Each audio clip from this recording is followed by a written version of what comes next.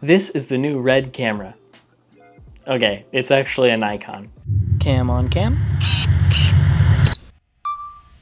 Over the past couple of years, Nikon has been taking a lot of heat from the filmmaker and content creator community for, well, their cameras being potatoes and not that good for video. And that's mainly because of the distinct advantages that Sony and Canon has had over Nikon cameras for video.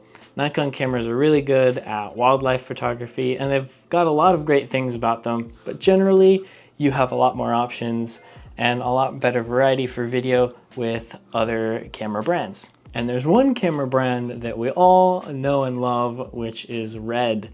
Red has an amazing image out of the camera.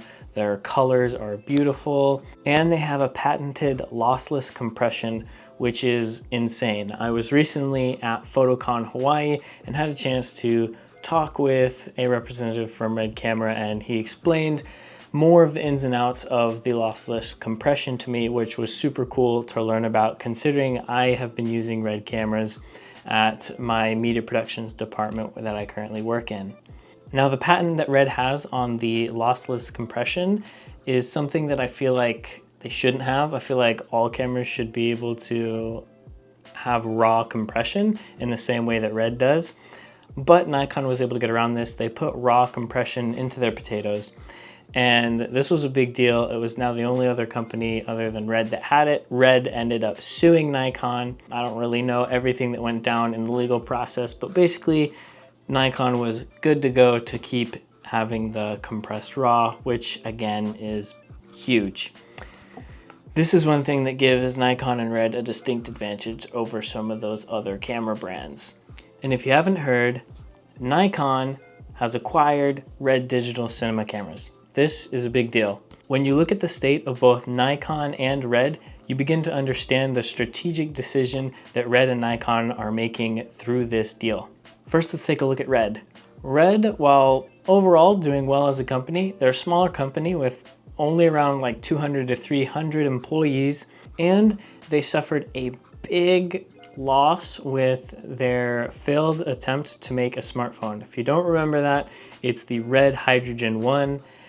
The camera on that smartphone made by Red wasn't even a Red built camera. There are a lot of issues with it. If you are more curious about the failed Red Hydrogen 1, go look up some videos on that. It's kind of interesting, but I understand why that camera failed.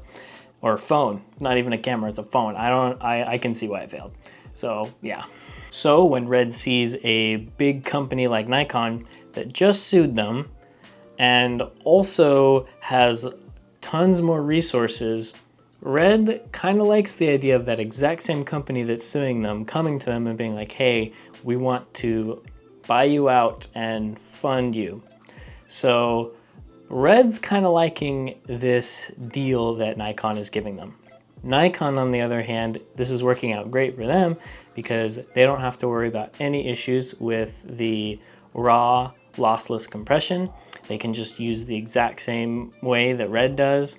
Another thing is they can then start to possibly get Red's color science for some of the Nikon cameras, which is great because Red's colors look really good. So that's a great thing for Nikon. And Nikon doesn't even plan to just like dissolve Red into Nikon. They plan to let them stand alone. So that cool skull Red logo will stay on all your Red cameras. Editor's note, another reason I think this is big for Nikon is everybody thinks Nikon is a potato, especially when it comes to video. So this is going to be something that just helps really like revamp and revitalize the brand name of Nikon for video cameras, because for a long time people have just discounted them. And so I think for them this is another just purely marketing thing saying, hey, we can do video, guys, like don't count us out. So that's a huge thing for Nikon. Another thing is Red is kind of the Apple of cameras, and their products are kind of have a lot of proprietary technology. So if you like need it serviced, you have to send it to Red, and they only have a few hundred employees, which is not a lot, so it can take a while to get a camera back after it's serviced. There was a lot of problems with SDI ports on some of their older models. Overall, when I heard this announcement, I was really surprised and honestly kind of not excited about it at first, because I've been one of the guys that's been crapping on Nikon, calling them potatoes. I share reels about them being a potato all the time.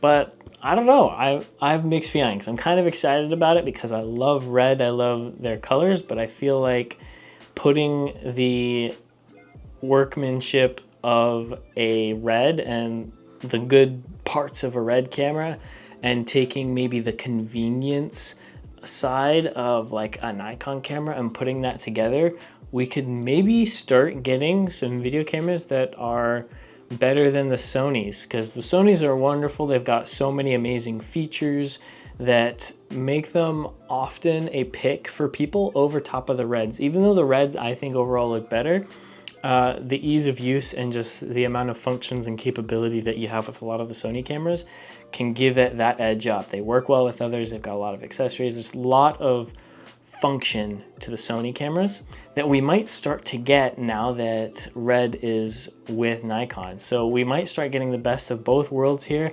and all us Nikon haters might become potato lovers. Another editor's note. Okay, I get it. It's the person behind the camera that matters and not the equipment. So when I say that I think Red's image looks better, it's because straight out of camera I think it does. But of course you can take any camera and make it look good, almost any camera.